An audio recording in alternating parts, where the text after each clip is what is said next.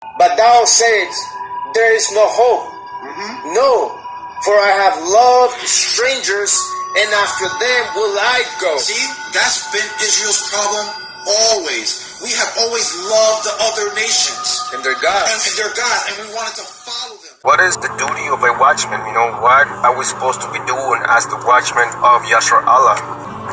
Every other Negro will refuse to talk about who Canaan is because they don't know who Canaan is. They've never been taught who Canaan is.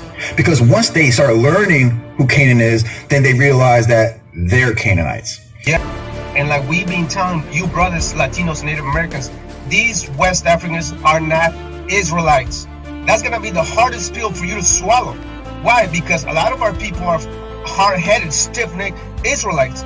The Most High told you, listen, I'm going to leave these Canaanites amongst you. I'm going to leave the Philistines amongst you to serve you as a test, to see if you're going to keep the commandments or not.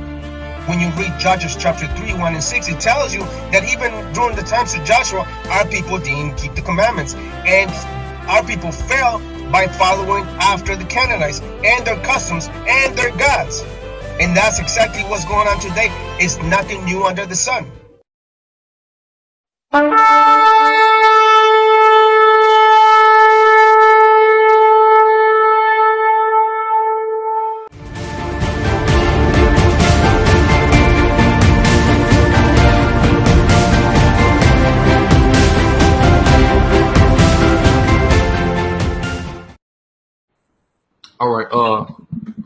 All right, we back. We have a live debate or discussion that I'm gonna have with the brother. First and foremost, I give all praises, honor, and glory unto the Most High God, Yahweh, and I do so in the name of His only begotten Son, Hamashiach Yahweh Shai. Of course, many of y'all who are tuning in know me. I'm Chief Priest Ahlazar BanLawya, aka the Guerilla Hebrew. I'm joined by my brother Qana Lawah. For those of y'all that aren't familiar with the brother, I'm gonna give himself a chance to introduce himself and give, I guess, like a brief background on himself. He's been teaching on YouTube for years. I've known and been, acquainted with the brother for years, and built with the brother as well, and things of that nature. So I'm gonna let the brother introduce himself, and then we can kind of proceed into tonight's discussion. So without any further ado, go ahead, Tawra, Shalom, Yashar. It's your boy Qana Lawah. I'm sure a lot of people know who I am. Like Brother Ahlazar said, I've been on YouTube for a while, about 4 years now. Been on Facebook a little longer than that. Teaching the word, trying to wake the nation, everything for the glory of Yahweh, trying to extol His name above all. We've just been teaching around, going around, doing all kinds of stuff, and now we're here to have a little discussion about certain topics. Take it away. Salaki. All right, most definitely. All praises. I got a few questions lined up.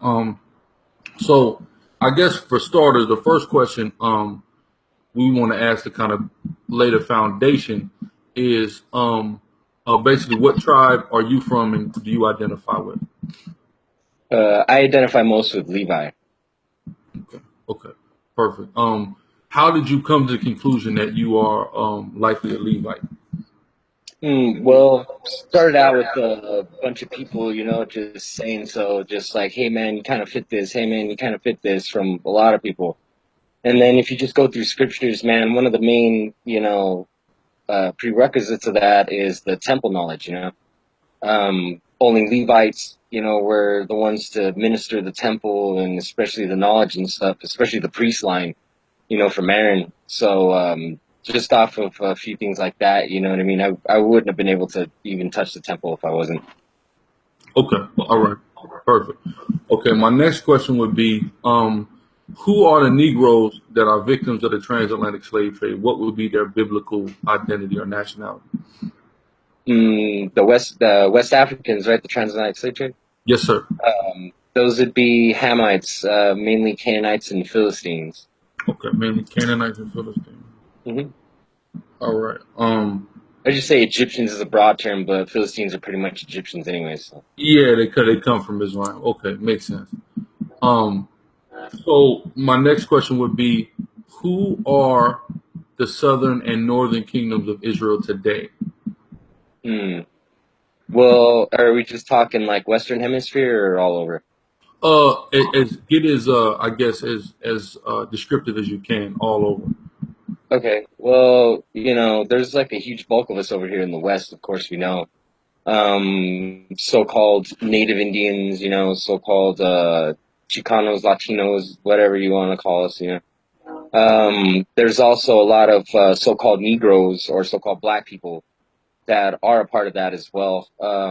They were here before Columbus, and they're also a part of the Northern Kingdom. So everybody pretty much, not everybody, because there was some Hamites here, the Olmecs, but for the majority, the native peoples of the Americas prior to Columbus, those are, Israelites of the Northern Kingdom. Of course, we know through Second Esdras that, we came here. This is Arsreth. We also have a lot of brothers scattered elsewhere, because not every single Northern Kingdom brother came to the Americas. There's also brothers spread out through the East. A lot of them went to Japan. A lot of them went to Australia. Some of them went to the Philippines, some of them went to Russia. So we're kind of scattered everywhere, but there's certain little things that you can identify them with, obviously. But we're pretty much everywhere. And then Southern Kingdom is the same thing, pretty much. We're everywhere. We're throughout, the whole world. But the Southern Kingdom predominantly came from Egypt. And they migrated. There's still a lot of them in Africa, in the eastern parts, in northern Africa. There's some that are scattered to the east in India and all that stuff, and then also in Europe. Some of them were even brought to America as slaves, but predominantly those are known as gypsies since they came from Egypt. It's a misnomer, just like how Moses was called an Egyptian when he went into the land of Midian fleeing from Egypt. He wasn't an Egyptian, but they called him an Egyptian. Same thing as what's happening now, they call them gypsies, but, and not to say every single gypsy is the Southern Kingdom. But, there are a lot of them that were brought to America that people don't know. And they assimilated into the natives and into the Chicano tribes, the Latin tribes, to hide identity, So there's actually a lot of brothers that are walking around that think they're, Latino, but they're really from Europe. They were just brought here as slaves, especially to like the islands and stuff like that too. But it's different labels, different places as well, So it just depends on where you're at. Okay. So is there documentation of gypsies being brought to America in slavery? Yes, there it is. Can you reference any sources off top so I can look into it? Because I've never heard that before. Yeah, definitely. Well, they were slaves in Europe for even longer, for 400 years in some parts. And then a lot of them were kicked out. They just kind of shipped them over here as slaves, and some of them were even known all over the place. But let me get that for you real fast. Yeah, I didn't grab that information. Ready, handy. You know what I mean? I just kind of prepared for the other ones. But just give me 1 second, and we will see if you can find that for you. And then I also have the documentation to show that the Northern Kingdom was shipped all over, like to Africa and stuff too. Okay, good stuff. Okay. Let's see. Okay, we got one right here. Give me 1 second for it to load. Okay.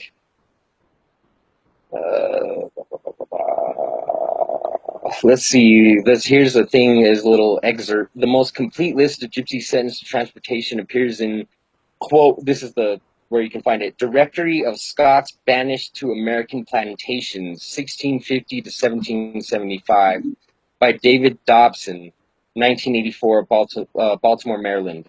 Genealogical Publishing Company. That's one of the sources that talks about that, because it talks about other slaves as well. But you can also find extracts from Ian F. Hancock, and he talks about how during colonial period, Western Europe nations dealt with their gypsy problem by transporting them in large numbers overseas.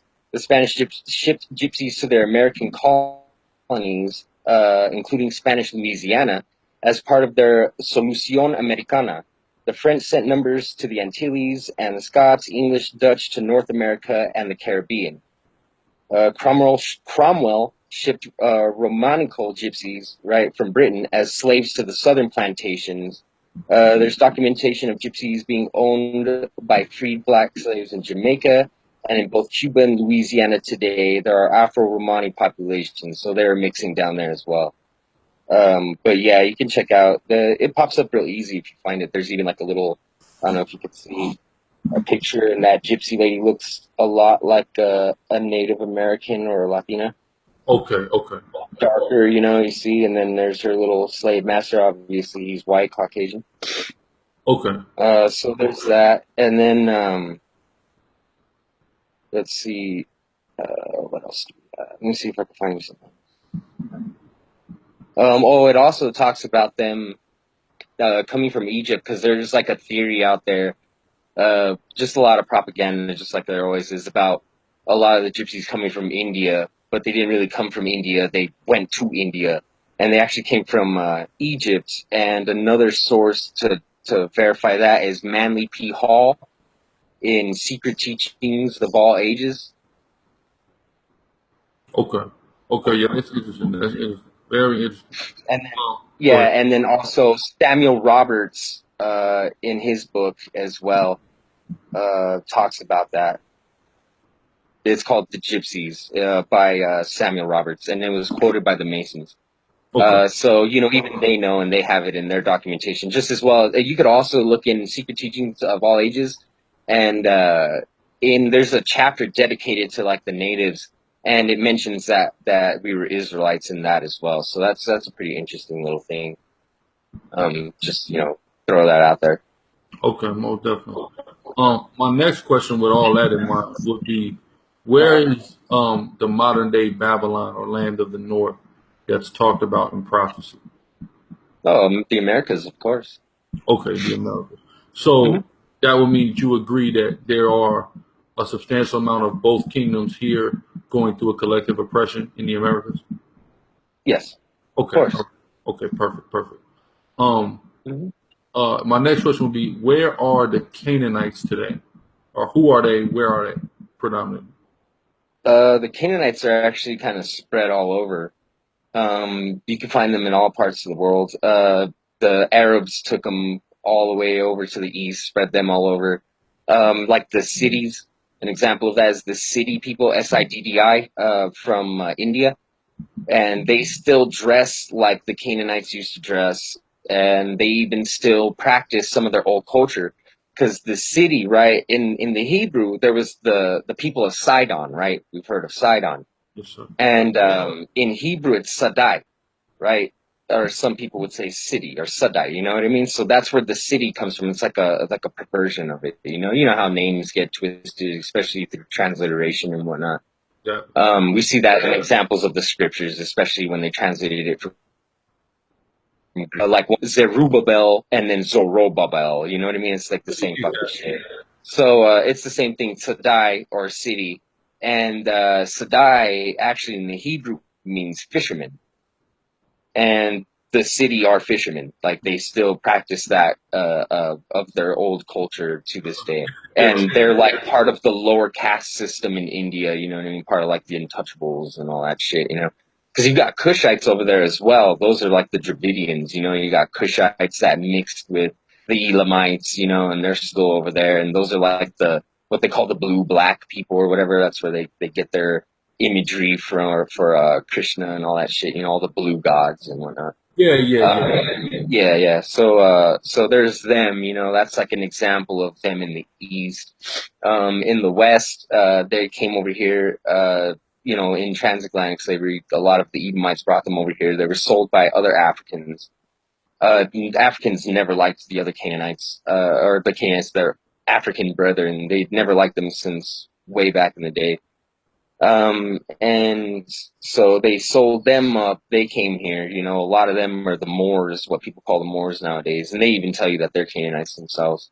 And they're Masons, so you know they all have this hidden knowledge, secret knowledge that they slowly disseminate through the universities, because we know that all the universities, which is what we try to get our main documentation from, right, to be as legit as we can be, you know, scholarly research and whatnot, we know that they get their degrees from the Masons. You know, those guys run the mystery schools, which run the universities, you know what I mean? So really, you know, if you want to get it straight from the horse's mouth, you go to them. And they themselves, if you look up the Moorish Science Temple website, they'll break it down through the Holy Seven, the Circle Seven Quran that they call. It talks about that. Noble Drew Ali totally goes through all the history, and then they quote other historians talking about how the Canaanites had went into Africa since Joshua, since the time of Joshua. A lot of them fled. Even Yahweh talks about it in the Torah. You know, it says that he would drive a lot of the Canaanites out from before us. And then we went and warred with a lot of them, of course. We killed a lot of them. A lot of them stayed, you know what I mean? So, but predominantly, and in fact, there still is Canaanites in Africa. I mean, not Africa, sorry. That's horrible to call the Middle East Africa. But they're still in the Orient today. They're still in the land of Judea. And in fact, you can see them on some YouTube videos. If you want to check it out, they say that they say that they're Canaanites, and then they also say that they're reaching out to their brethren that are in the Americas to come home. And this is all in like YouTube videos of people that are in the Middle East talking with these Aboriginal Canaanites that are still there.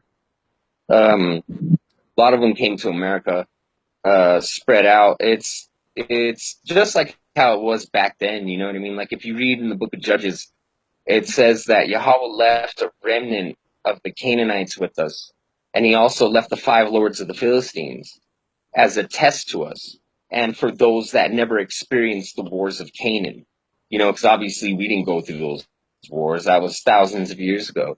So, you know, things repeat in the Torah. We know there's spiritual aspects of the Torah. We know these things keep going over and over. So that's one of those aspects that we have to look at, is like, well, do we have those Canaanites and do we have those Philistines among us? You know what I mean? And then it talks about in the Torah and Zechariah how there won't be any more Canaanites in the house of Yahweh. You know, so it's like, well, you know, if they're not going to be in there anymore, they obviously are now.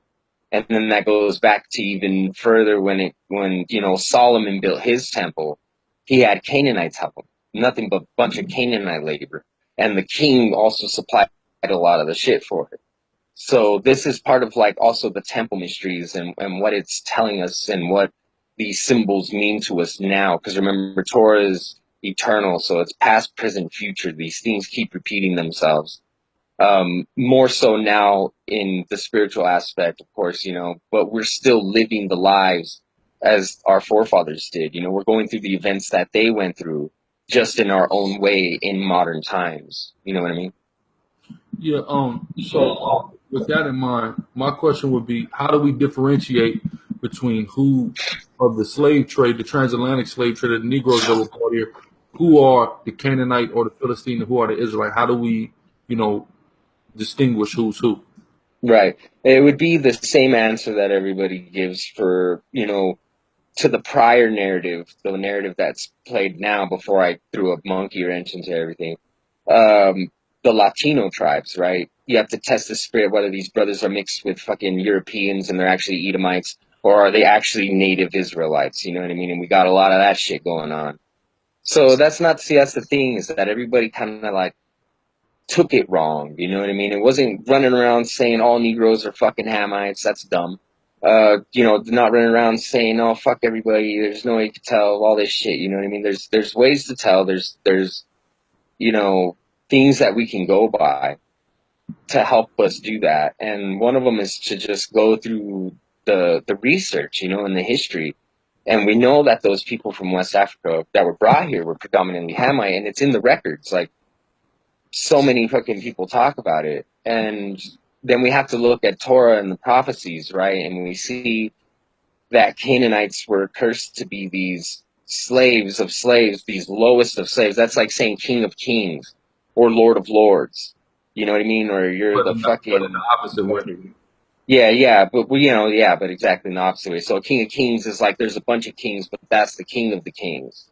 So slave of slaves is like saying, well, there's slaves, but then these guys are the slaves. You know what I mean? Like these dudes are the top of the slaves. And you know, through seeing this like that, see, the problem is that we got to see that there's a conspiracy. You know, and we know that through Psalms 83. There's a conspiracy against our people to push us into to push us into folly. Been having bad allergy problems. Push us into folly and to keep us underneath the control of the heathen, right? Well, if we read in Psalms 83, it gives us the list of those nations. Well, amongst those nations are the Philistines and the Canaanites. You know what I mean? And so we have to really take a step back and look at this and be like, okay, well, it mentions this in the Torah. So how is this happening now? And an example of that is given is in the Falasha Jews in Ethiopia. A lot of people think that those are Israelites, and that's not to say that there aren't Israelites in Ethiopia that look black and blah, blah, blah, and all this stuff, okay? But the Falashas themselves are not Israelites. Yeah, well, And if it's in the name. comment to that real quick. Right. I know brothers who they've been starting to go to Israel pretty regularly, like a couple times a year. Okay. You know, elders from House of David, you know, who came out of the West, and they say that the level of racism that they experience from the Ethiopians in Israel, the Falashas, is worse than the racism that they felt from white people in America. Yes, and the reason for that is because what does falasha mean, right?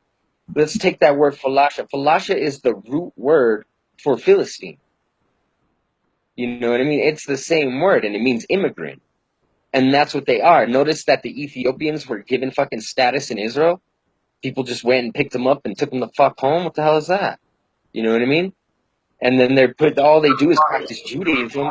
We got to watch, the type of groups, because I've been researching, and there's certain groups that, all over the world, you have, for example, I know brothers been talking about the Inca Jews, brothers in Peru. Then you have certain groups in Africa. You have a group here, a group there.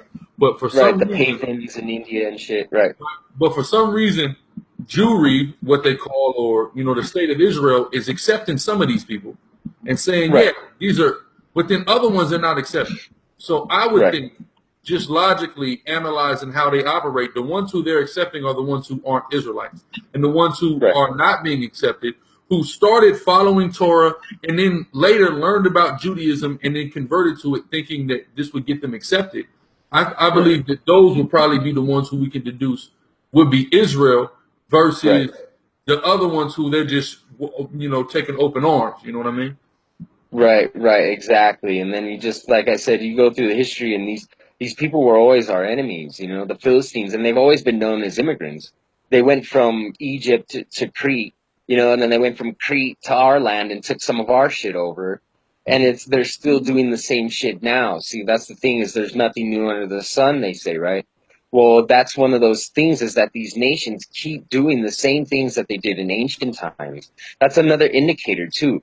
The type of culture and the type of spirit and the type of attitude that these people have, in us included, right? We will portray the same attributes that our forefathers have. You know what I mean? Obviously, we come from their loins, bro. We're gonna have the same DNA. We're gonna have the same fucking physical feature. We're just gonna be the same people. So, we have to take a look at that. And that's one of those things that I wanted to bring up, is like the Falasha Jews, man. Like, those dudes are fucking Philistines, man. That's even in the name, the Philistine Jews. To the fucking, bro, they're just Philistines that convert. And then they got accepted by the Jews, And see, and that's the thing that I was trying to point out. And I know a lot of brothers get upset and shit like that. But see, that's the thing, is that we're ignorant as a people. So a lot of us are told that we're come from the West African slave trade, and we don't. We were here. We were natives, bro, but we got fucking mixed in with these people and labeled the same way. Look at the act, what was it, in Virginia or some shit, everybody always brings that up, of how they labeled Native Americans as Negroes too. You know what I mean? Like, that's, and then there's another book that I have, I put it in my video. I have a video about Native Americans. And natives were the first ones to be called Negro before they were even brought over here, right? So you have this, like, you know, this, like, you know, we brought up this conspiracy to keep hiding our people and placing them amongst heathens and trying to say that we're the same as them, right? So we have this thing of where our people keep wanting to relate to the West African slave trade, but a lot of us aren't from that. And that whole thing with the Falasha Jews is the same thing that's going on for the West Africans, especially for the Igbo and shit like that. You know, there's a lot of stuff going around right now. There's a lot of, you know, evidences, people say, and all this stuff about the Igbo and all this stuff. But, like, if you really look at it and if you really take it for what it is and examine it and look at the actual scholars and check out the actual shit that they're talking about, it's all lies, dude. It's those people are nothing but fucking converts from fucking colonialism. You know what I mean? Like, they got fucking conquered. They converted because they saw a type of similar parallel between their story and our story, and then they just ran with it, you know? Yeah, my thing would be, because I mean, I learned this line of argumentation from dealing with these Afrocentric cats and guys who are into Egyptology. They'll ask, okay, well, show me, if we're the Israelites, show me these certain tribes, the ones that practice Hebraic culture prior to being Judaized and colonialism. So you really have to look into the very specific tribes and very deep into their culture to see it prior colonialism, or, you know, there's even a particular tribe, it escapes me, but how they just utterly refused all forms of colonialism, but their a lot of their customs were Hebraic, a lot of ways in nature. So you have to really delve in, because a lot of the blanketing, and this is why where a lot of Negro only guys will get this argumentation. Oh, the Igbo, they say that this, and they don't realize you have an Igbo running around calling himself a Gadite. He never called himself a Gadite before. He called himself a Gadite because when the white man came and made him converted him to Judaism, he said, "Yeah, you're a Jew, but you're a Northern Kingdom tribe. We're Judah and Levi. You guys are a Northern Kingdom tribe. So just claim one of those." A lot of people do misunderstand that. Right. See, and that's why I like going into the book Hebrewisms of West Africa, right? So what's funny about that book is that, you know, everyone tries to use that to say, oh, yeah, you know, the West Africans were black Jews and all this stuff. But it's funny because if you actually read that book, it doesn't say that. And yes, there were Hebrewisms found in West Africa, but not Hebrews. See, we always have this problem where we don't analyze the words, right? Everyone always tries to stress the whole Jewish thing. Oh, it's Jewish, it's like or as, but not Jew, it's ish, you know? Well, the same thing with ism, it's Hebrewisms, like, you know, the customs, but where's the actual Hebrews? And some of the customs were there, but then you got to realize that a lot of those customs just came from Canaan in general, of the land, you know? And a lot of the culture had spread through us because we were servants of Muslims. If you read in the book Hebrewisms of West Africa, in fact, if you don't mind, I'll bring up an excerpt from that.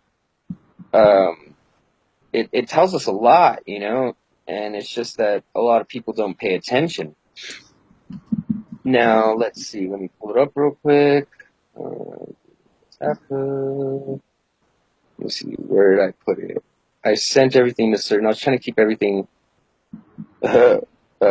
neat, but, you know. Yeah. Okay, so here we go. All right. Okay, so now I'm going to read. This is from Hebrewisms of West Africa, and we're going to go to page 65. Right, and the title of the paragraph is called Sudanese Jews. I don't know if you can see that. See that? Let me see. Yeah, I can see it. Yes, Sudanese Jews, and you see Hebrewisms of West Africa, page 65. This is the PDF for the book. And it says, I'm going to a little paragraph if you don't mind. Well, it's like the whole page, but I'll read it fast. And it says, but let us return to Dupuis's narrative, where we read, quote, the Jews of Sudan are, according to my informers, divided into many large and small tribes, with whose names they are unacquainted. Their mode of life in some countries is pastoral, but the towns are filled with traders and artifices of that faith, right? So like I said, there's no denial that there's Hebrews in Africa, you know, but it's like, but we have to really be careful of who the Hebrews are. And let's continue. It says, who gain a subsistence at their several employments in the service of the Muslims, under whose government they live as vassals.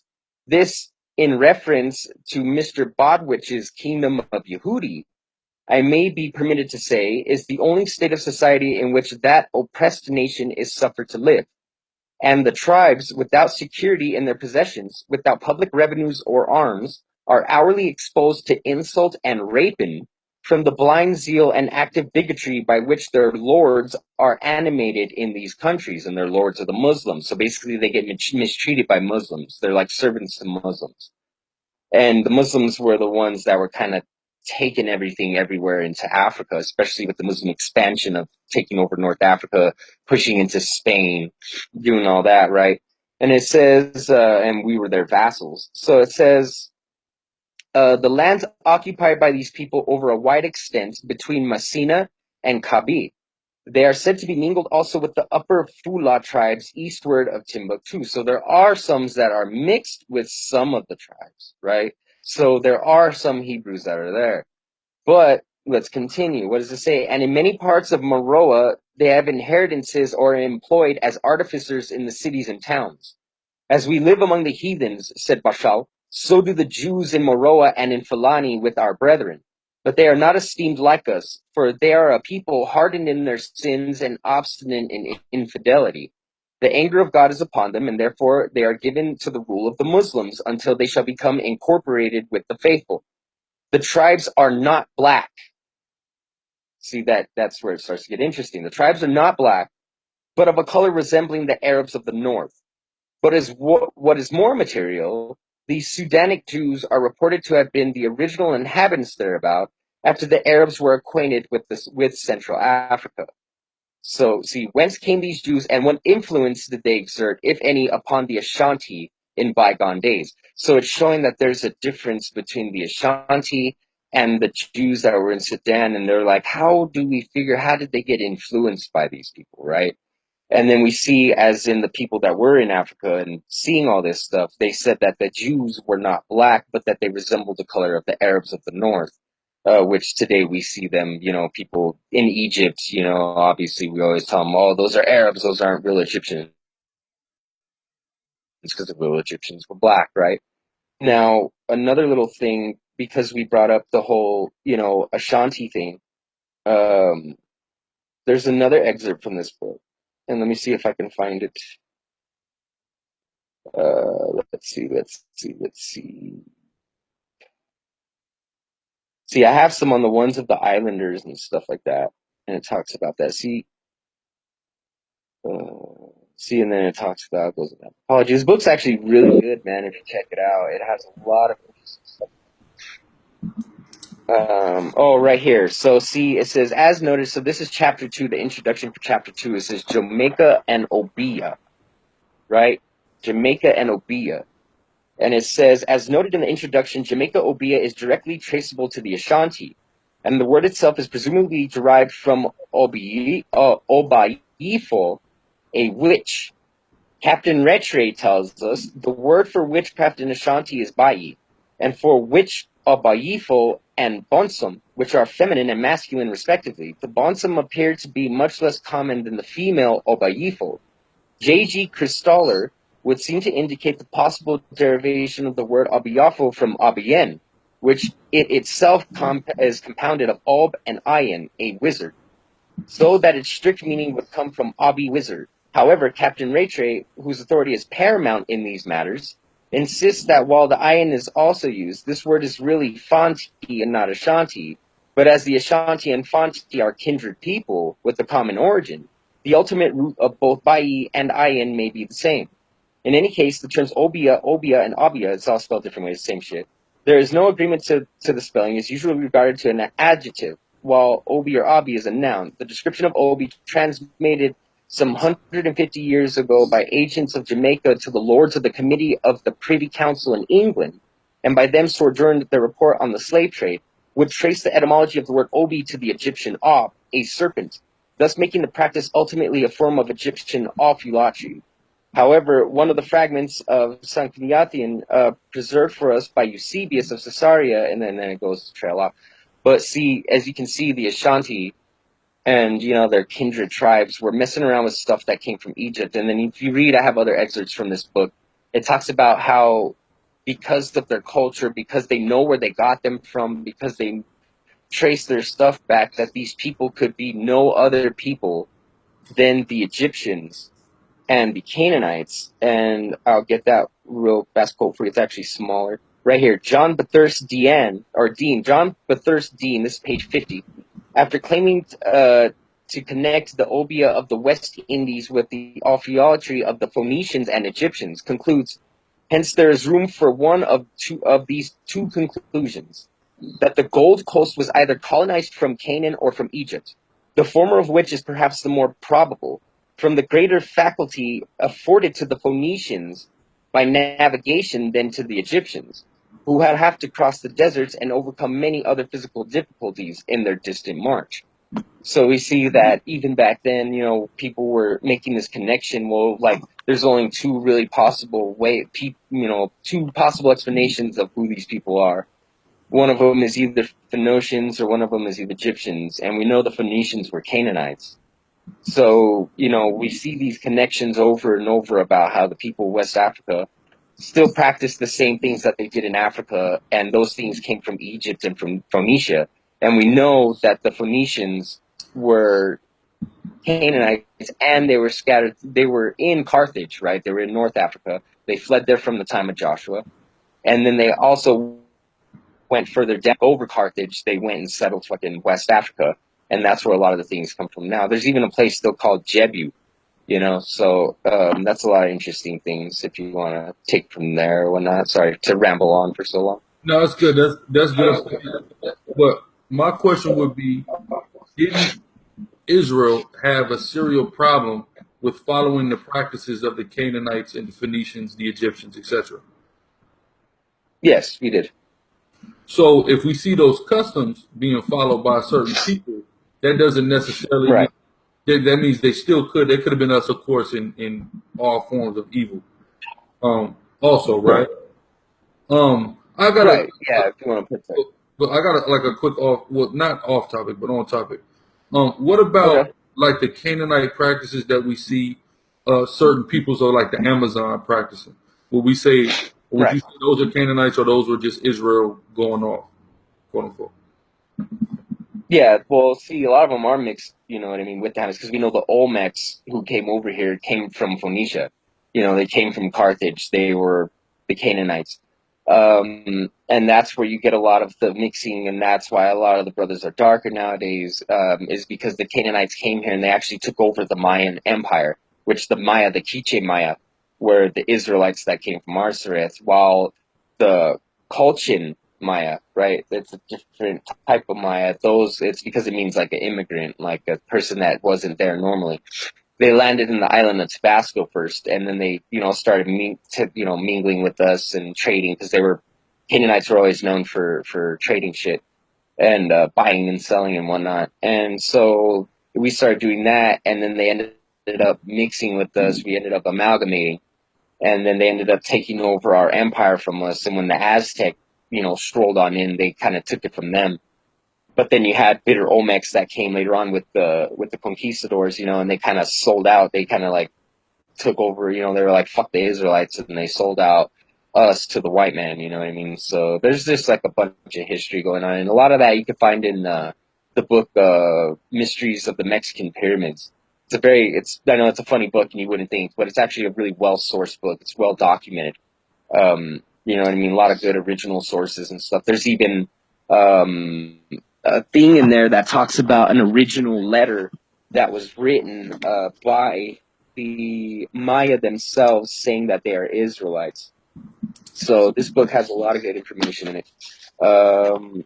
Right here, it's on page 79. In a manuscript written in Quiche in 1554 by several Maya Indians, its Spanish translator, Padre Dionisio Jose Conay, had this to say, quote, "It is supposed in the manuscript that the three great Quiche nations mentioned in particular are descendants of the 10 tribes of the kingdom of Israel, whom Salmanazar reduced to perpetual captivity, and who, finding themselves in the confines of Assyria, decided to emigrate.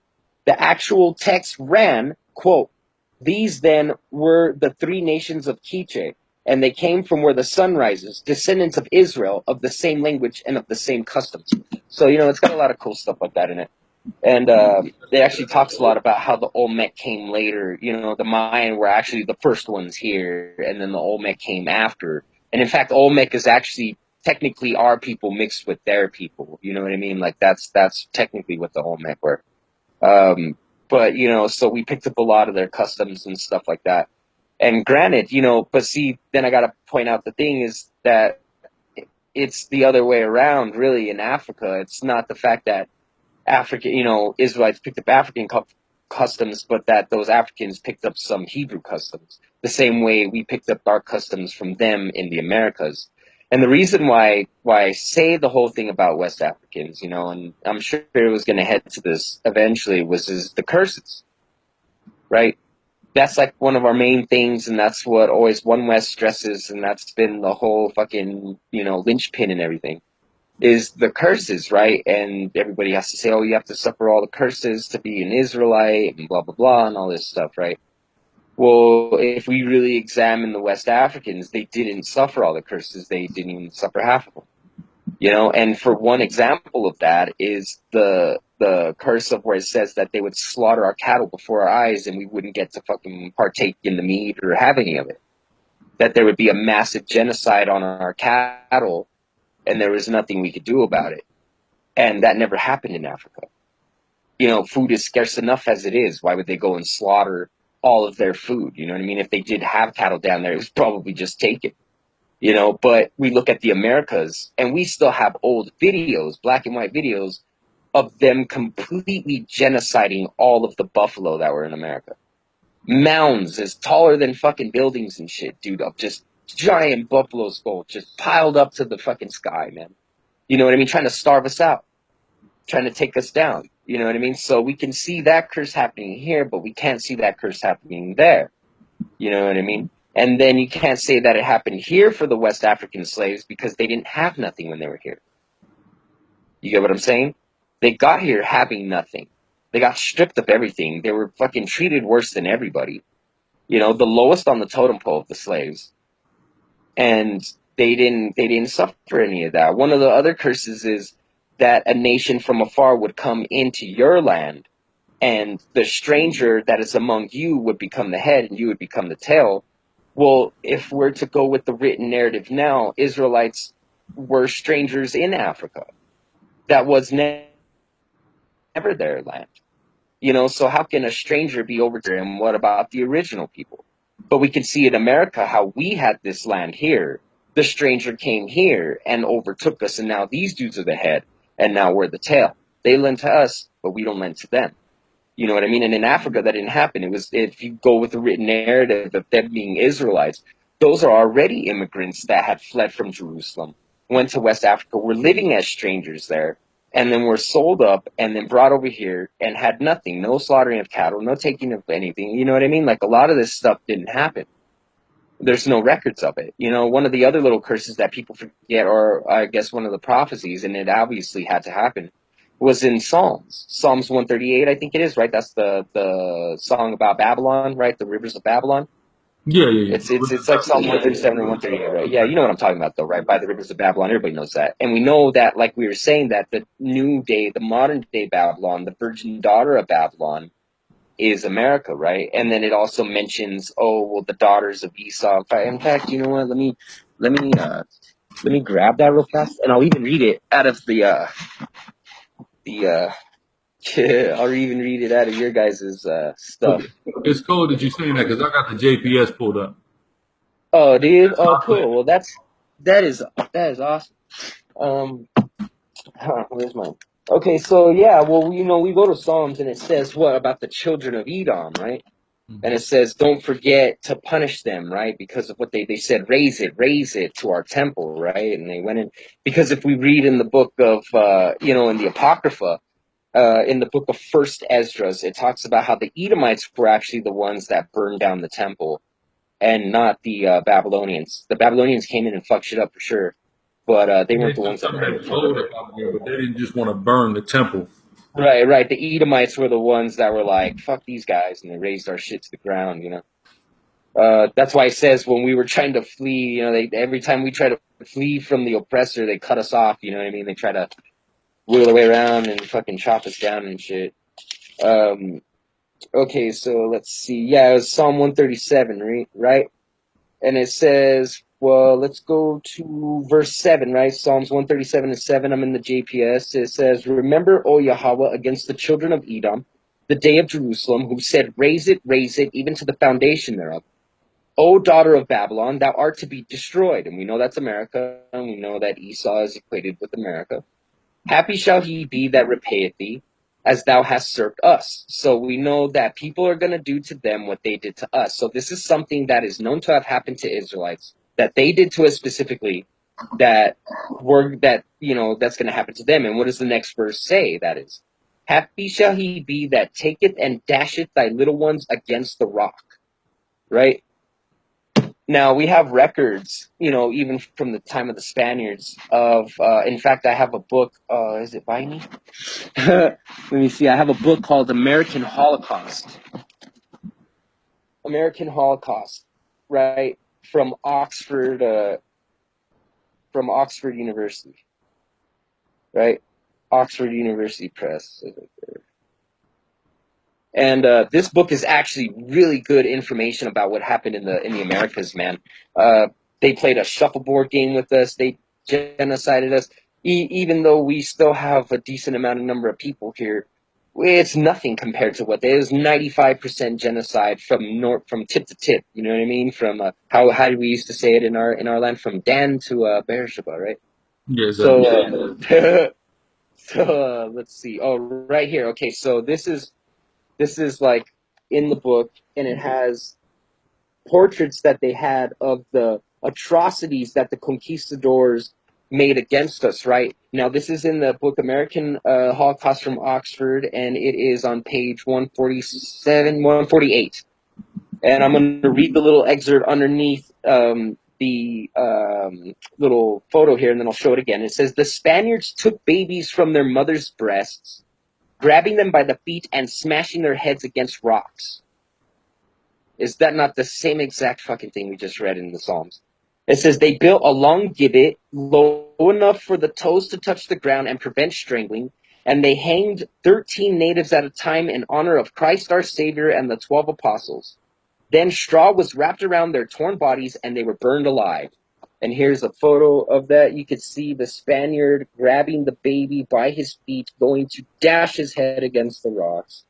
And then there's the gibbets, the gallows, showing how they would hang us and burn us alive. Yeah, I understand, because like you're talking about dealing with the curses. The curses are important. Right. We emphasize the curses. Right. That's one of, like, especially when we're street teaching, that's going to be always, like you said, the linchpin where we're talking about you Negro, you Latino, you guys are under the curses, etc. Right. A lot of people neglect the fact that what happened to Latinos, and I've pointed out to people, especially about verse 49. I'll read it, Deuteronomy 28 and 49 in JPS. Yahweh will bring a nation against thee from far from the end of the earth as a vulture, swoopeth down a nation whose tongue thou shalt not understand, a nation of fierce countenance that shall not regard a person of old, nor show favor to the young, and he shall eat the fruit of thy cattle, like you were going into. So that's very key to what took place to Latinos. I want to point out also, though, verse 46, right, when it says, and they shall be upon thee for a sign and for a wonder, and upon thy seed forever.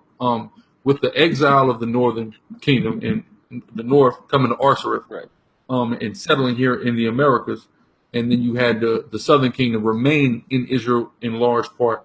A lot of these aspects, because we know that the curses are an ever happening thing. When we sin against the Most High, we do things displeasing to Yahweh. He brings people against us, so he brings us under these curses. So the southern kingdom suffered a lot of, especially those things, when the southern kingdom had their own land. But then once finally Yahweh says, all right, to hell with y'all got to get up out of here.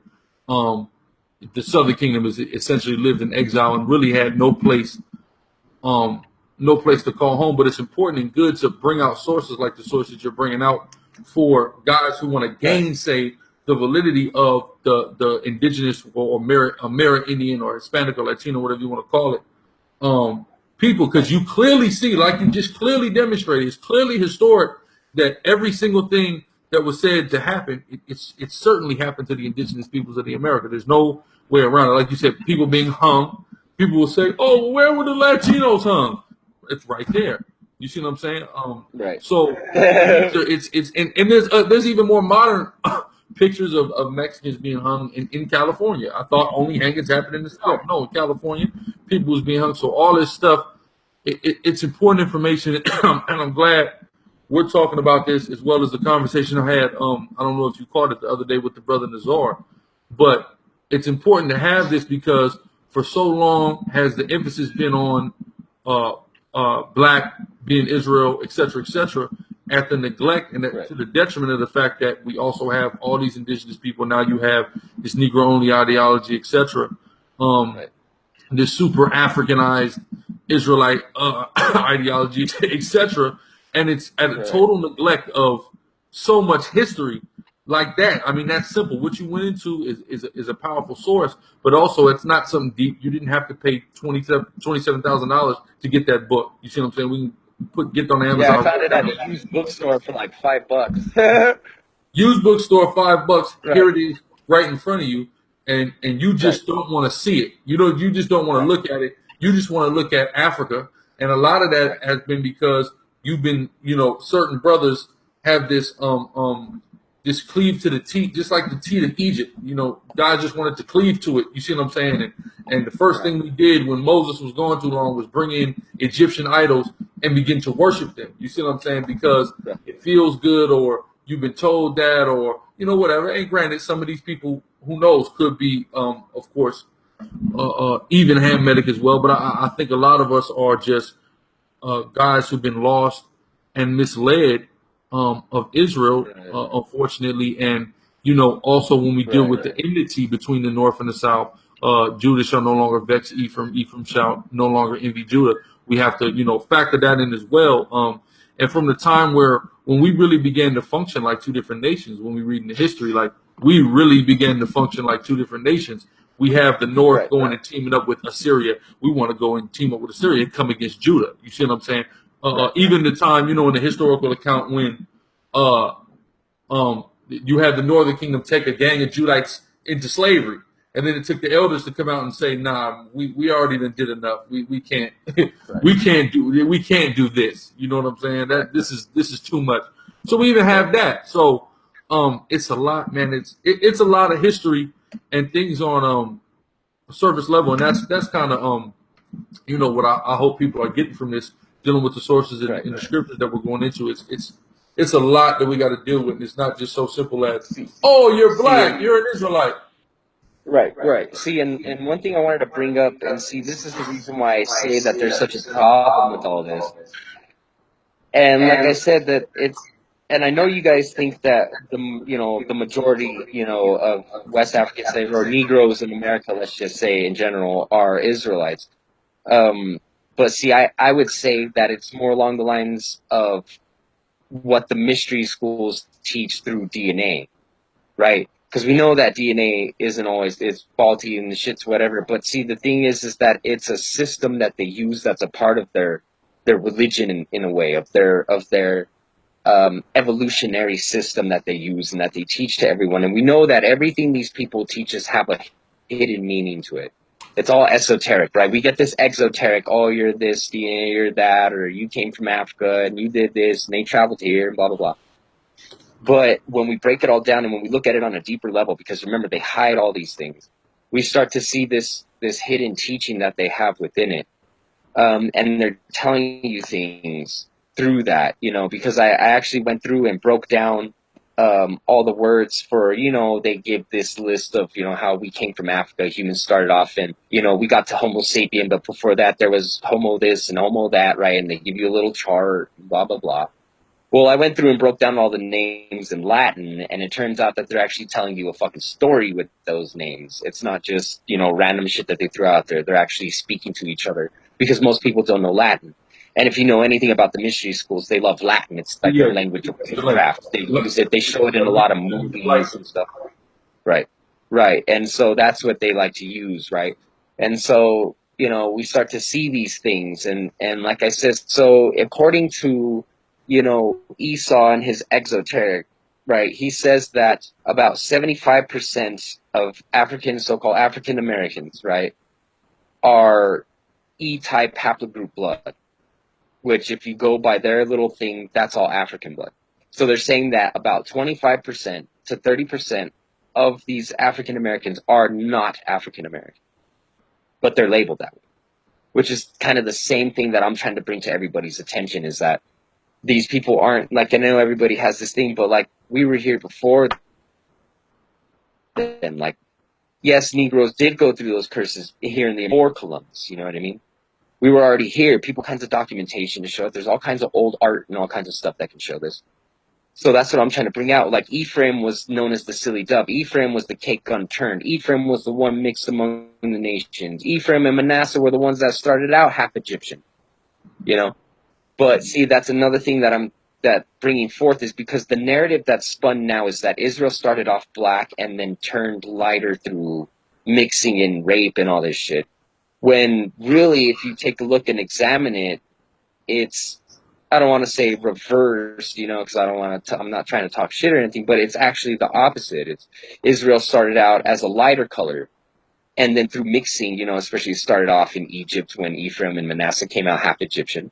And then, you know, further on, especially, you know, like I said, before we even came to the Americas, we were mixing with Hamites, and that's how the darkness came. That's how the different phenotypes came. That's how all this different stuff came to be. And the narrative is spun that way. And that's another reason why I wanted to kind of bring something up, is the propaganda that's being pushed in the community.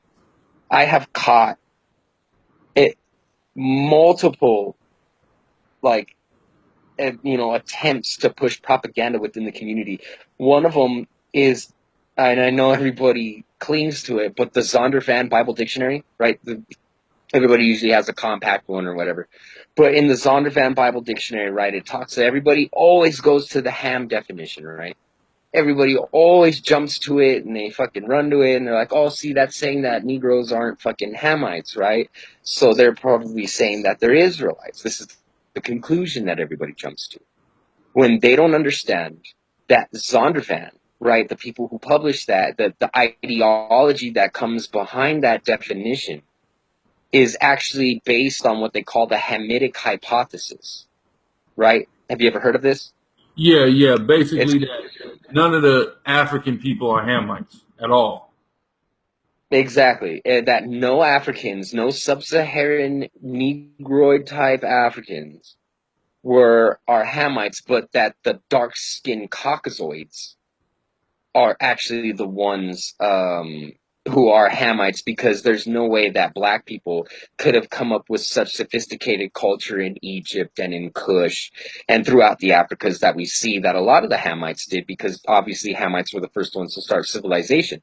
Kush started civilization in Sumer, you know what I mean, with Nimrod. So, you know, and what's crazy about that is I have a couple of instances to back this if people want to go take a look at this. Because it blew my fucking mind when I saw it, you know, so I wouldn't blow everybody else's. And let me get that for you guys. And where's the link? Okay, so the first one that we can take a look at, right, is from the King James Version commentary from the Zondervan. Zondervan King James Version commentary. So I'm going to click on the link. And I'm going to go to the link, right? And you can see, you know, the King James Version commentary and all that, right? So within this book, what's going on with the Hamites, like their whole little thing, or not the Hamites, sorry, but it does. It discusses, like, who the people are, right? Because every Bible, a lot of commentaries try to say, oh, well, Shem is these people, Ham is these people, Japheth is these people, right? A lot of them try to say Japheth is the white man, which is retarded. Which I saw your guys' Haka's little debate with Nasi again. I can't believe you guys even gave that guy a second chance. Yeah, I told him not. You know what I mean? Like, it's pretty funny. But okay, so let me go to it because I did the link, but for some reason the link didn't actually keep the fucking goddamn shit that I had pulled up for it. But it's okay because I can find it real fast. So, let's see. Zondervan, the King James one. Sorry about that. Salak, bear with me. I'm sorry. Actually, you know what? We can get this one first since we're already here. This is the. Hold on. God damn it! I hate when shit like this happens. Okay, here we go. Because it's also in the NIV study Bible from the Zondervan. It's also there too, and here I actually have a screenshot of it that you can see, and it comes from the NIV from Zondervan Publishing, right? So it says, and I'm going to read the footnote, right, for Canaanites. It's the servants of servants. It says, servant of servants. Joshua's subjection of the Gibeonites is one of the fulfillments, right? So this is kind of like what you guys even already slaves, you know what I mean? But what's funny is that it's, you know, only one of the fulfillments, and it was only a couple of people. Most of the Canaanites already fled by that time. But let's continue reading. It says, Noah's prophecy cannot be used to justify the enslavement of blacks, right? Which is like the same thing that everybody says now. Like, oh, no, that's not black people. Since those who cursed were Canaanites, who were Caucasians. And I don't know if you can see that on the bottom, but it says that they were Caucasians. Yeah, I see that. That's crazy. Yeah. So that's, you know, from one of the KJV. So the other one is in, like I was saying before, the King James Version commentary. So Zondervan. What a lot of people don't know is, for a long time, a lot of white, what they would call white supremacists or racist white science and historians, literally believe that black people are like evolved apes. So that whole evolution thing, people hear evolution like everybody. There was a point where literally they only believe black people come from apes. Everyone else don't. Just black people come from apes. So that's basically, that goes into what the brother's going into when they say that Hamites aren't even black. Like, you have certain white people that'll say, okay, you guys are Hamites, you guys are Canaanites, so we can enslave you or whatever. But then there's literally white people say, nah, y'all not even that. Y'all are just some apes. I've actually had a white girl literally tell me, like, don't you guys come from apes? Like, See, and that's what's fucked up. And that's the thing that I'm trying to point out is that, you know, I know a lot of brothers don't like that and it's uncomfortable and stuff, but technically that's what's being done by pushing the Zondervan definition, is pushing the Hametic hypothesis, is actually pushing white supremacy. So you see how Esau has gotten us to where we're pushing white supremacy masked as black supremacy, technically. See, and this is sort of the problems that I was trying to bring out. Oh man, I wish fucking shit would just pop up. But yeah, the King James Version, and then also it's in the let me get that for you. And I have all the stuff there, it just wasn't popping. The Zondervan NIV Study Bible, and also the Zondervan Encyclopedia of the Bible, Volume 5. And those all state, like what you were just saying now, about how the Hametic hypothesis was that, you know, Hamites, black people, you know, sub-Saharan African, ancient black Egyptians and all that, they weren't really Hamites, that these darker Caucasians are Hamites, and that, you know, the black people, supposedly black people, don't even come from fucking Adam. Or if they do come from Adam, they come from Cain, right? That this cursed seed of Cain that was cursed to be black and all this shit. But that's the same thing, is they say, oh, he's not even from Adam. In fact, there's even a book that people can look up. It's called The Negro, a Beast. Yeah. That's the name of the book. Yeah, right. And that's what that whole book is based off of, is this guy trying to prove that, that, you know, all these black Africans aren't even from Adam, and that they're just like walking, talking fucking beasts and shit like that. It's total fucking horrible shit, you know what I mean? It's just as bad as what the Talmud says. You know what I mean? So that's like part of the problem. That's part of the shit that I wanted to bring to the forefront and stuff, is that type of stuff that's being pushed. Like, why are we gonna sit there and try to subscribe and push this Hametic hypothesis based definition when that's not our goal? Our goal is to show, right? If the goal is to show that Negroes don't come from Hamites, as in like the people labeled Negroes, and how everybody spins it now, if that's really the narrative, then let's show it. You know what I mean? But the thing is that it's not. We have constant one after the other of the Zondervan Bible teachings and their commentaries and shit talking about how these Hamites are Caucasians. You know what I mean? And we know that's all a bunch of fucking bullshit. You know what I mean? And so it's not. Can't find it because I have the links to the things, and then I can get it for people later. But I actually have the screenshots from those themselves, and I could just read real fast. You know, and it's sad. And then another thing is, it's not even just that. You know, we've got purposely altered images. You know, like look at this one. This was posted by that dude Joshua, right? This is supposed to be the Hebrews on the walls of Egypt, right? Oh, nice! Look how black that brother is, right? Well, the original painting is right here, and the brother's fucking yellow. You know, there's that Egyptian. The dude in the other picture is darker than that Egyptian. You know what I mean? So we have, and he tried to pass this off as real. And you can ask Ayash and all those brothers, because I fucking destroyed them on the boards. But we have blatant, like, misleading of information, you know? Huh? Now, because to me, the thing about that is it can kind of go both ways. Because one can say, okay, this is that. Then somebody could say, well, over the course of X amount of years, it may have gotten weathered, so then it looks lighter. Or Esau came in and whitewashed. So that's kind of the thing with me with sometimes with imagery is how do we know for sure what's occurred to that image? You know what I mean? Over the course of time. Well, see, and then I would bring up the fact that you brought up is that you can see the actual weathering of paint chipped off, you know, and then why aren't the Egyptians lighter?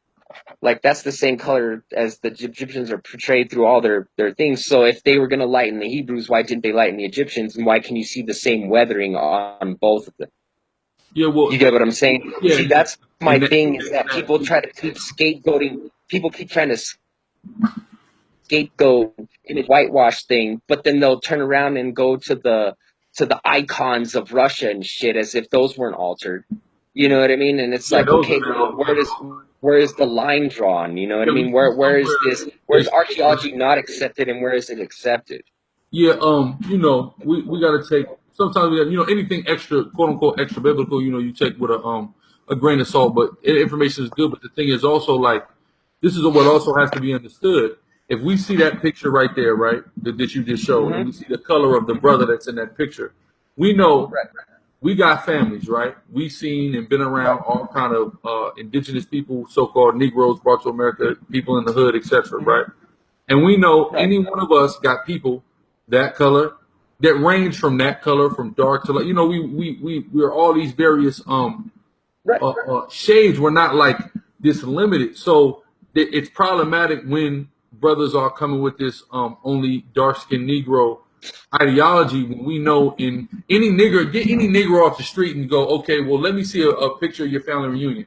Does everybody look like Wesley Snipes at your family reunion? You see what I'm saying? No. And even even like in the islands, right? Because even like let's take a look at Haiti, right? My family goes back to Haiti. People will take a look at Haiti and say that because Haitians probably have mingled with Esau the least out of everybody, right? Or there's a very small portion that really has mingled with Esau. But even then, there's a vast array of what's the word I'm looking for? Variants as far as skin tone, phenotype, etc. Just amongst that population. So people are trying to just make it look like there's just supposed to be this Sudanese family tree picture, and we all know there's going to be a variance. Right. See, and I agree, and there is variations because we have, see, that's the thing, is that, I know brothers don't like it because every time I bring it up, everybody wants to shun it. But the walls of Egypt give us a great example of not only who what we look like, but what the Cushites look like, what the Egyptians look like, and all this stuff, right? And they do portray darker Israelites on the wall. But see, the thing is that they're in the minimal. They're in the minority. As we see, here's another unaltered one, and they're the same color as that brother before. You know, so we see, you know, from painting after painting on the walls that haven't been altered, we have a shoe. These are bottoms of sandals of the Pharaoh. One is a Cushite, one is an Israelite. You can obviously tell which one is which. We have an old staff that was found from Pharaoh, unaltered, still original paint and stuff. And you see, you know, the Cushite there, and then you see the Israelite there. So you see that, you know, image after image after image after image after image. And it's like, okay, well, did they fucking whitewash all of goddamn Egypt, you know? And so here, you know, even in the textbooks, they show the original paintings. You know what I mean? And that's what I'm saying is like, and I understand people say the weathering and whatnot, but you see time and time again, the one in the middle looks like all the other Asiatics. You see him with the darker color behind him. He's dark. Why didn't they alter him? It all has the same weathering. And then we have the Egyptians' writings themselves that talk about us, right? And how did they describe us? Like we have right here, the Amu, right? They called our people the Amu. And this information could have helped us. I know people are taking this as like color bashing. No, it's not even that. Ignore the color. This shit could have helped us in the war against Kemet. But everybody was fucking ignoring me and not fucking taking my shit to the forefront that I was trying to bring out. But this shit could have helped. You know, everybody was having all this trouble proving Israelites in fucking Egypt, and everybody can deny it all they want, but everybody was struggling like fuck. When all they had to do was research the Amu. And that gives the whole history of the Hebrews in Egypt, or the Shasu. There's even Yahweh's name. Yeah, the Shasu. Right, the Shasu, right, which it has the Tetragrammaton, right? That's like you said, that stuff like that, you know what I mean? Okay, so this is from, you know, the inscription of Neshor, right? It's 26th dynasty. So this is Egyptian writing, so you can look it up and stuff and it'll pop right up, and it's a screenshot straight from the book. There's the text right there. And it says Amu, right? So it's giving a definition of Amu, means people. An Egyptian word which was applied indiscriminately to the yellow race or of any of the Shemetic nations or tribes with whom they were at war. It was derived from the Shemetic noun Am, which means people also, right? And if you look up our Hebrew word, which is ayan and ma, the ah and the ma, right? The ayan and the ma, it means people, right? And then Amu, right? Because the suffix is the wow. That means his. It gives a possession, right? So Amal means his people, which is the his is referring to Yahweh, because obviously the Pharaoh had interaction with us before from when Abraham had went down there for the famine. And they knew about our God because Yahweh cursed Pharaoh's house, right? And so we see that they knew about us. They called us the Amu, right? And we were known as the yellow race. And then you have the Shasu. The definition of Shasu was a generic term applied to the Arab or Bedouin tribes who inhabited the desert between Syria and the northeastern front of Egypt. They were a great source of annoyance to the Egyptian kings, right? And it says that, and if you look up the Shasu, because they use it as a general term for, and it's actually semi-nomadic is actually what it means. But they actually use the term for a lot of, a couple of different Shemitic tribes, but mainly it was used for us because you have the Shasu of Reuben, of like over there in the Reuben, they called them Shasu. They called the East, basically the Eastern tribes. You know how we had the tribes on the Eastern front, Reuben, Gad, and half of Manasseh? Those were technically the ones that were known as like the Shasu. And then the rest of us were known as the Amu. So if you look at it, the term that they use now in academics is Asiatic, right? So if you look up Asiatics in ancient Egypt, boom, it'll pop it up and all this shit will pop up and it'll give you all the information of where we were. Dude, the Exodus is found in there. We have the dates for the Exodus and all that shit. We could have shown them the Pharaoh. They kept asking, what Pharaoh? Everybody kept, I don't know. But we could have showed them the Pharaoh, the fact that they're still missing his body. We could have showed him the plagues that were happening, that that Pharaoh's sons, the one that his firstborn son died before him, before he was dead, because Pharaoh died in the Red Sea. But his second son that survived him, his body was covered in lesions and like a bunch of his body was like damaged, it was very heavily damaged, and it came from the plagues. Right. So we have all this information that we could have found, man, if everybody would have just, everybody was looking for the word Hebrew in fucking Egypt. Well, they didn't call us Hebrew, they called us Amu. Right. And that's what they were doing to us back in Egypt as well. They were just calling us, his people. Those are just his people. You know what I mean? Just those guys, And, but if you look up the Amu and the Shasu and you check out the images of Egypt, you'll see that and see and the whole color thing, because that's kind of what it went to. But the reason why I was pulling up, like I said, was the whole thing about the propaganda, because like I said, that there's images that are being pushed that are said that are Hebrews and aren't. And this is one of them, same guy, Joshua, right? And he tried to use this image, right, talking shit about me, saying blah blah blah. He doesn't know those are Hebrews, and we see that there's like a really dark black guy over there, and then there's like an interesting color. Yeah, I know that Right. dealing with the Hametic dudes. Actually, it's just one nation, and it was the Hittites, because that's the Battle of Kadesh. And if you look that up, it was the Hittites. The Hittites had actually taken Kadesh. Well, the Egyptians took it, and they had it like as a vassal, state or whatever. And then the Hittites took it over, and then Ramses II, I believe that's who it was, went into the Battle of Kadesh. And you could look that up. You can find that information in the Encyclopedia Britannica. It says that I did a post about it the other day. It was actually the Hittites that they were fighting. So we have stuff like that, or another good instance of that, right?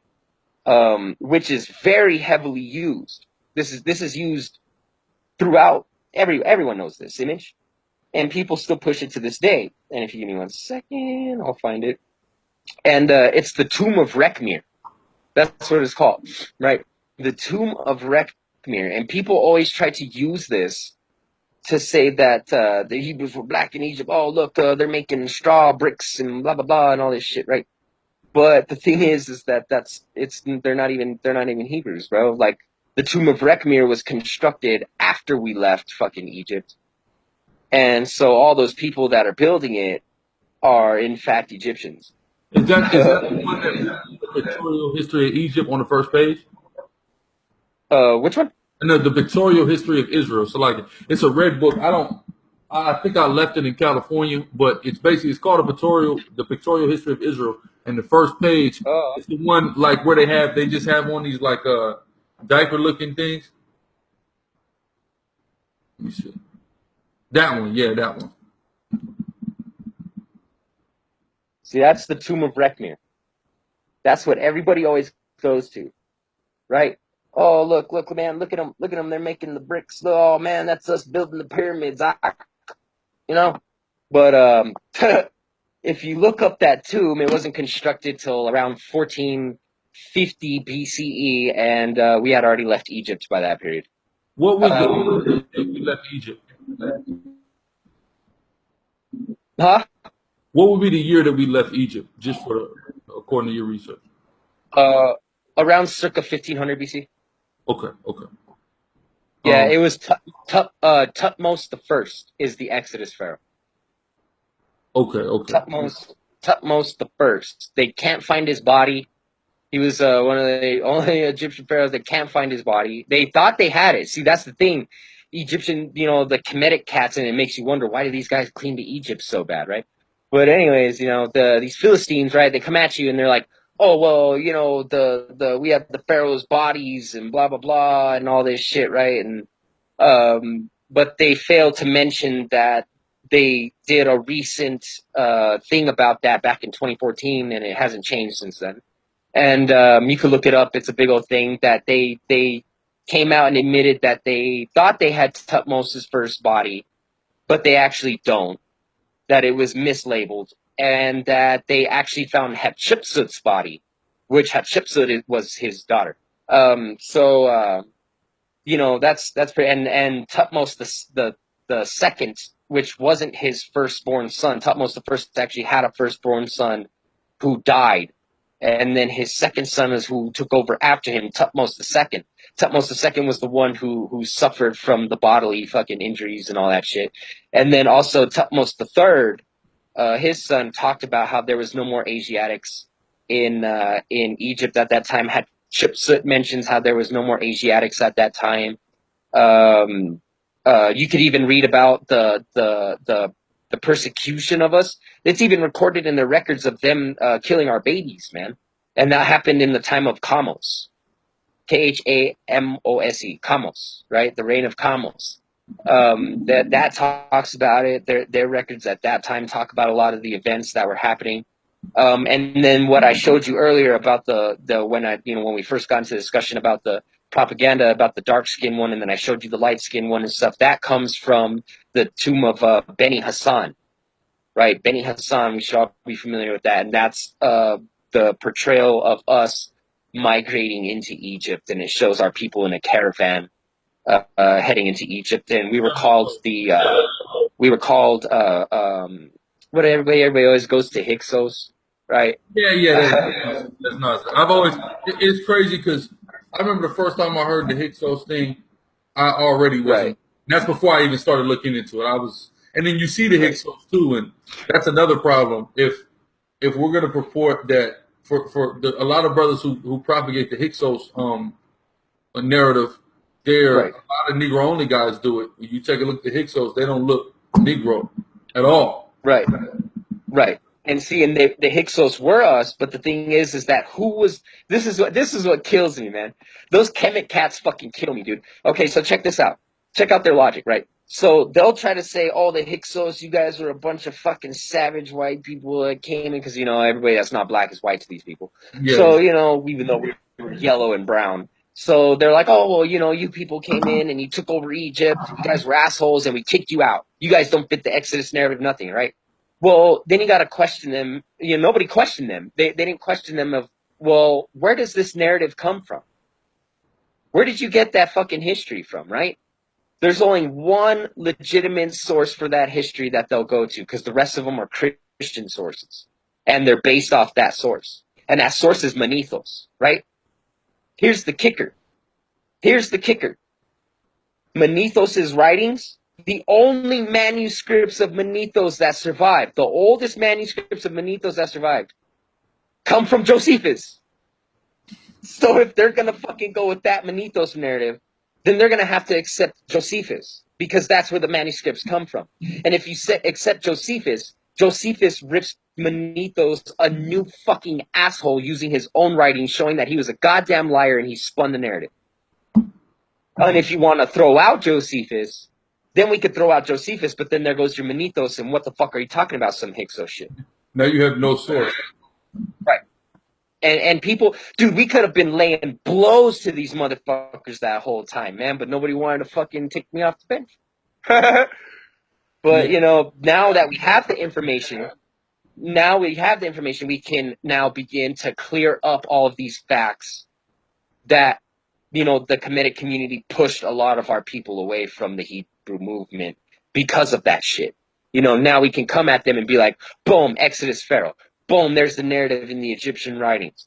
Boom, fuck your Manethos and your Hyksos bullshit. You know what I mean? Just start ragging them, dude. That's what I've been doing this whole time. They've just been fucking bombing them, dude. And they've got nothing. They come up with nothing. And then if they really want to get smart, just bring up the ancient Egyptian mystery schools. Yeah, then they really go fucking up. That's what I like to do. I've seen everybody having a historical argument, which is why that's why when I talked to Jabari last year, I said I wanted to have a priest. You say you're a Kemetic priest. I want to have a priesthood for. Let's do it. I'd love to get at Jabari, man. But he deviated. He didn't want to have a priest. He acted like he wanted, but he totally deviated. You don't even want, because I don't even, number one, think you even understand your priesthood. So I would love to have a priesthood debate, and then also because you got to watch the narratives that they play. So first they'll say there was no such thing as Israelites. Then they'll say, okay, well, Moses was learning the way of the Egyptians, and he was an Egyptian priest, and this and that, right? Okay, cool. So if our patriarch and the leader who led us out and gave us all this information was a part of an elite priesthood, as you say, that the common Egyptian couldn't have, then that puts us from the gate of existing as a nation, light years above your entire nation in understanding. Period. You see Right. what I'm saying? So even their own narratives work against them. You see what I'm saying? Right, and I totally agree, man. And I kind of like your idea, man. And I wish we could get something together like that. Maybe we could do something like you said, Hebrew priest versus Kemetic priest. You know what I mean? And let's get that. Let's get the priesthoods going. You know what I mean? Everybody talks all this shit, man. Well, where the fuck you at, Jabari? How come you're not fucking busting out the real priest shit? How come you're not talking about the esoteric knowledge? Same thing with goddamn what's the other guy's name that they all respect? Mfundishi. Yeah. Where the fuck's that guy at? You know what I mean? Yeah, so let's get Mfudishi. Let's get fucking your old boy fucking Jabari. What about fucking Polite and shit? You're supposed to be a Mason and all that shit. You're supposed to know the mysteries of fucking Kemet and all that shit. Well, where's your esoteric shit? What about Shaka, huh? Where are all you priests at teaching your people the fucking hidden meanings of fucking Kemet, dude? And here's another point to that you were bringing up that I would like to polish off. Is that you were saying about how, okay, well, if Moses learned from the Egyptians, I'll even go further back. If Abraham learned from the Chaldeans because he came from Ur and his dad worshiped their gods and even worked in their fucking temples. So, let's say Abraham learned all that shit from the Chaldeans and then Moses learned all his shit from the Egyptians. Then how about you break down our Torah mysteries and compare them to your fucking Kemetic mysteries, and let's see how we jacked you. Because once we start breaking down mystery for mystery, dude, our shit's gonna fucking destroy theirs out of the water because all their fucking mystery shit is nothing but homosexuality. And even their temple, their temple, man, it's not It's all crooked. whole body. Yeah, it's a crooked. Yeah, it's all funky, dude. Like, what the fuck, man? Your shit's all disabled, bro. What the fuck? You work for Orca or what, dog? Like, what the fuck is this going on here, man? Like, what? Ours is all pristine and fucking, good looking to the eye and shit. And then you look at theirs and you're like, what happened? Homie got his legs whooped, bro. You know what I mean? I don't know, dude. Which is a test of knowledge. It's not they pump it up. But yeah, man, this has been a good one. I wanna just ask this last question. I just want if you could just break down Amos 1 and 6, and then I guess that could be my last question, man, because it's been a definitely good discussion, just to get the understanding of who is the majority or minority of the people who came through the transatlantic slave trade. Right, and I've got a bunch more documentation and a bunch more fucking shit to go through, you know what I mean? If anybody has any questions, you including, hit me up, man. I got all the shit fucking ready to rock and roll. And you were saying, what was it, man? For the wealth of knowledge, if y'all check out his channel, he's got, in one video, it's going to be 3 hours. You know what I'm saying? It's not sorry for the long videos, man, but I pack it with not so bullshit, much though. information. I'll definitely say it's not like you're just 3 hours sitting up bullshitting. You're going through a lot of information. You're pulling sources. You're going into the Torah. You're going to the Hebrew. So it's not like, you're just up there doing a lot of bullshit. We want to do 6 and like the 6th verse and the 9th verse. Okay, what was that? Amos 1, 6, and 9. Amos 1, 6, and 9. Okay, so now we got Amos 1 and 6, and it says, "Thus saith Yahweh, for 3 transgressions of Gaza and for 4, I will not turn away the punishment thereof." That one, right? Yeah, come. Punishment thereof, because they carried away captive the whole captivity to deliver them to Edom. Right. See, and I actually have some really good Roman historians themselves talking about how they took us to Gaza before they shipped us off to Egypt again. They were taking us to Gaza and selling us they had like a major fucking slave port there, man. It was, what was it called? Hadrian's. Was that the same one? I think it's called Hadrian's something. If I'm not mistaken, that's the same one. But I actually have, if you don't mind, Go ahead. I would like to read this real fast, just so you can hear it real fast, and then I'll address the other scripture, and then we can call it a day, because we've been chopping it up for a minute. I'm sure you have things to do, and I have a family to take care of, so we could always chop it up again and hit it up. We hit it up different subjects or whatever the fuck, priest on priest, as they say. That's right. So let's go. Okay. Oh, right here. All right. So I'm going to read some excerpts from some history. So first we have the Josephus report, right? And we also have other reports of captivities into Egypt, like giant captivities being taken by ships to Egypt. It's first in the Greek period, close to the Roman era, and then again in the Roman era. But this is an excerpt from Josephus, just talking about us going to Egypt, and then I'm going to read what other historians had to say about it. So this is from Josephus, the Jewish Wars, book 6, chapter 9, I believe. And it says, and then it's like column 2 or paragraph 2, I guess. You know how Josephus has like 20 fucking numbers to give you. And it says, okay, so this is quote, because the soldiers were now growing weary of bloodshed, their survivors apparently constantly, Caesar orders to kill only those who offered armed resistance and to take alive all the rest. The troops, in addition to those covered by their orders, slaughtered the aged and the infirm. People to their prime who might be useful, they herded to the temple area and shut up in the court of the women. Caesar appointed one of his freedmen as their guard, his friend Fronto, to decide fate appropriate to each. All those who had taken part in sedition and brigandage, they informed against others. He executed. He picked out the tallest and handsomest of all the lot and reserved them for triumph. Of the rest, who were over 17, he put in chains and sent to hard labor in Egypt, while great numbers were presented by Titus to the province to perish in the theaters by sword or by wild beasts. Those under 17 were sold. Right? So this is like an account of the Roman era, and there's a lot more to it as well. But now we have after the fall of Betar, right, in 135 CE. This is from Cassius, 150 to 235 CE. A Roman historian tells us few Jews remained alive. 50 of their strongest fortified cities and 985 of their best towns and villages were demolished. 580,000 died on the battlefield, besides countless others. That's fucking 500,000, dude. Besides countless others who perished of hunger and pestilence. The entire land of Judea was almost transformed into a barren wasteland. So now this is from Munter, a Roman historian, from Primordial Ecclesiastes Africanae, page 85, paragraph, I think, 113 or something like that. And it says, now that Betar had been captured, everything came under human control, while Palestine, Judah was reduced to a desolate mound. Captives were sold into slavery in numbers too great to count. First, they were brought to the grand annual market at the Terebinth Elo in the tree of Hebron, which is fucked up because we were always in Hebron. That's where the cave is that we buried our foremothers. How fucking insulting. Or in the words of Hieronymus, to the tent Ohel of Abraham near Hebron. Boom, right there. Each slave sold for the price of a horse. Those captives who were not sold were then brought to the marketplace at Gaza, which, because of the great multitudes of slaves who were sold there, was called Hadrian's marketplace.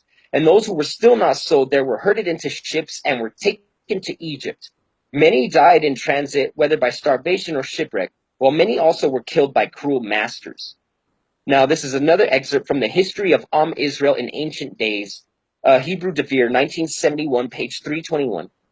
The Toll of Bar Kokhba uprising was devastating both on the population and on the places of habitation. The numbers of dead were awesome, while multitudes of Jews were taken captive to fill the slave markets near and far. The slave market of the Terebinth of Hebron was particularly famous as a center where Jewish slaves sent into captivity by Hadrian were sold. So many Jews were available that, according to one report, a Jew was sold for as little as the price of a portion of horse feed. And then this is the last one, and I'll let you go, or I'll address the next verse, and then we can call it. This comes from A History of the Jewish People in the Times of Jesus Christ from Edinburgh, 1896, page 11. Innumerable was the multitude of those who were sold away as slaves. At the annual market of Terebinth of Hebron, they were offered for sale in such numbers that the Jewish slaves was of no more value than a horse. What could not be disposed was brought to Gaza and there sold or sent to Egypt, on the way to which many died of hunger and of shipwreck. So we have a good little handful of historians that talk about what happened in Gaza. As well as we know that, even spiritually nowadays, the Gazites are selling us to the Edomites with their propaganda that they're pushing within the community. Since we know that, from what Torah says, the 5 lords of the Philistines are still among us.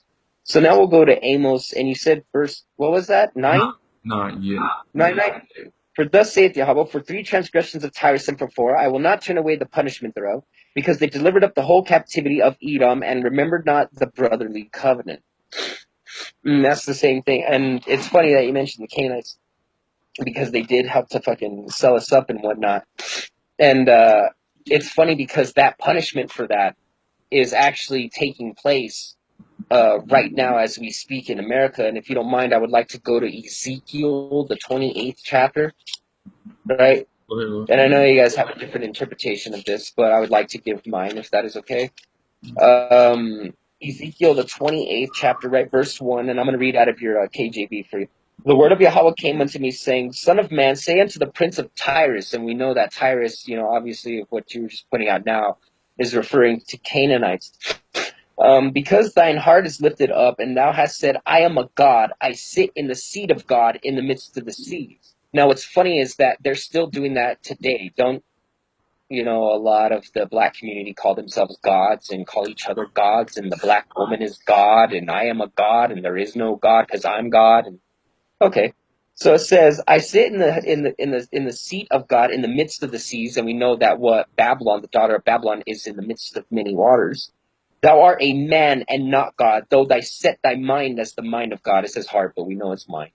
Behold, thou art wiser than Daniel. There is no secret that they can hide from thee. And I know you guys say that that's like, you think you're wiser than Daniel and stuff. And whether it is they are wiser than Daniel, or they think they're wiser than Daniel, or if it's a question, are you wiser than Daniel?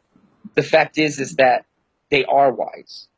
And they are on the level of Daniel, somewhat, if it's going to mention him. You know what I mean? And so this is why you have a lot of the Hametic people that are in our community that know the Torah. You know what I mean? And it's because these people know it. You know what I mean? They have with thy wisdom, or sorry, yeah, it says with thy wisdom and with thy wisdom and with thine understanding thou hast gotten thee riches. So there we go, with wisdom and understanding.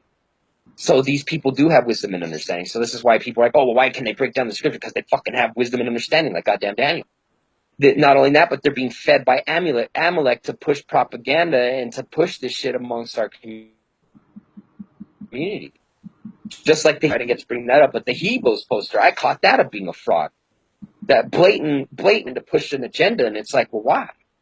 We need to start asking these questions. And it says, you've gotten riches, thou hast gotten gold and silver in thy treasures, and thy great wisdom, right? And what do we know? Gold and silver and treasures is also talking about wisdom, the true wisdom of Yahweh. Thy great wisdom and thy traffic, thou hast increased thy riches, and thine heart is lifted up because of thy riches. And it's funny, I wanted to point out that the black community is the biggest purchaser of goods, like, period. Like, they spend more money. I've heard, I don't know how many countless Pan-Africans talk about, oh, if we just kept the money, amongst the community and bought black and all this shit, we would put the white man out of business. We spend more money than everyone else, and blah, blah, blah, blah, blah, blah. Well, it's like, well, Canaanite does mean merchant, and merchant, if you look at the etymology, technically means buyer. So, that's kind of funny. And then it says, therefore, thus saith Yahweh, because thou hast set thy mind as the mind of God, behold, therefore I will bring strangers upon thee, the terrible of the nations. And they shall draw thy swords against the beauty of thy wisdom, and they shall defile thy brightness. They shall bring thee down to the pit. Thou shalt die the deaths of them that are slain in the midst of the seas. And this is why they're just slaughtering people all in the streets. Wilt thou say before him that slayeth thee, I am God? But thou shalt be thou art a man and no God in the hand of him that slayeth thee. Thou shalt die the death as strange spoken it, says Yahweh. So they're getting their punishment for what they did to us, for taking part in selling us like they did. across into Egypt and stuff. And, it obviously took place in their port cities and stuff. And you could read about how Tyrus was involved and all that. And then, like I said, look up those videos on YouTube, man, about those, the Canaanites that are still there in America, or in the land of Canaan. And they are bidding those in America to come back to them. And it's on my YouTube channel and my likes. So let me get it real fast. I'll get you the names of the videos. The first one is called Black Palestinian Girls in Israel. Then we have Black Shepherd in Israel Outback. And then we have Black Palestinian Natives of the Holy Land. And they're all from the same person. Mom Bob 26.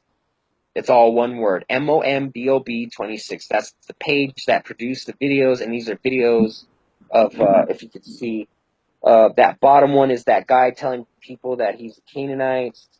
The little boy, that's just one of the guys saying that this is a Canaanite indigenous person. But this video, that's the one that kills it right there.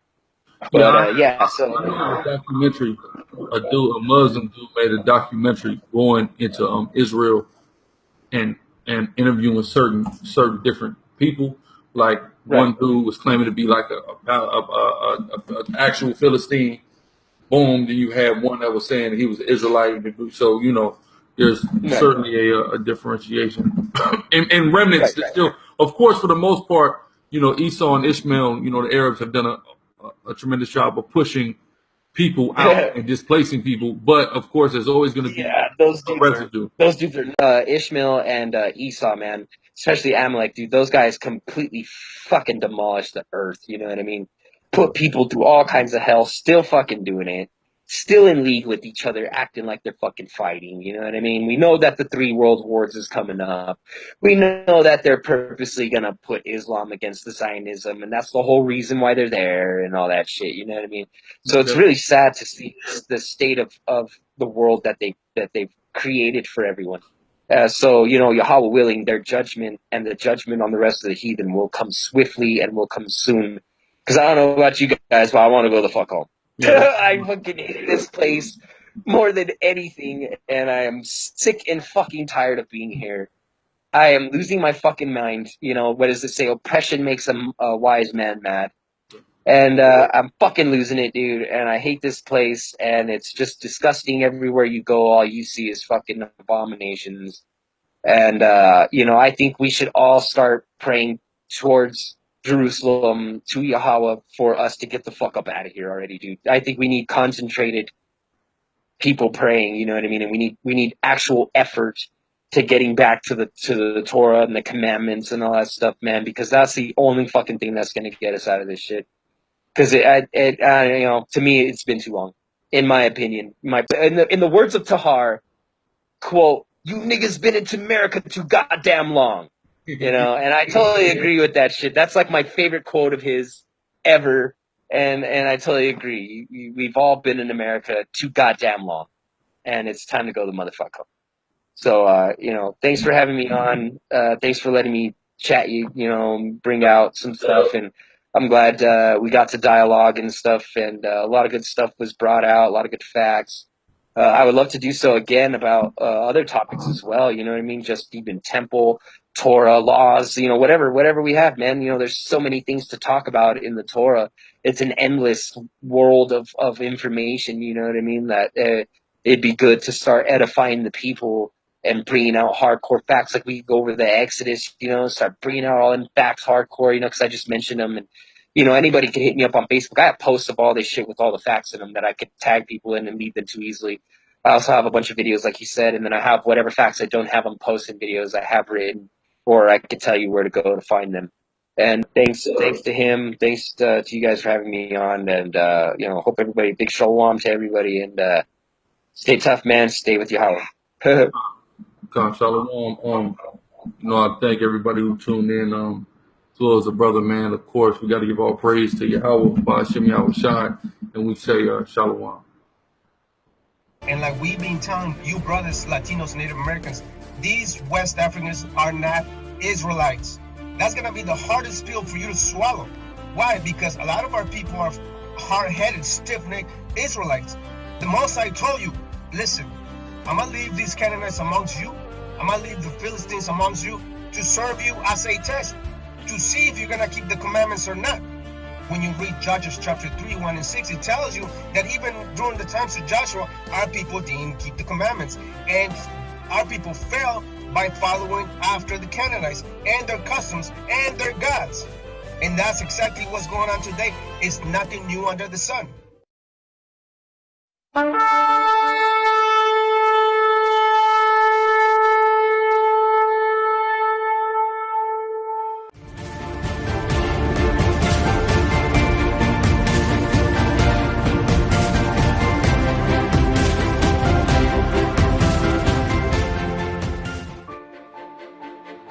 Shalom, Yashrala. Thank you for watching this class. For more on it, please check out our channel at YouTube at Ancient Watchmen. Also, do not forget to subscribe. Shalom.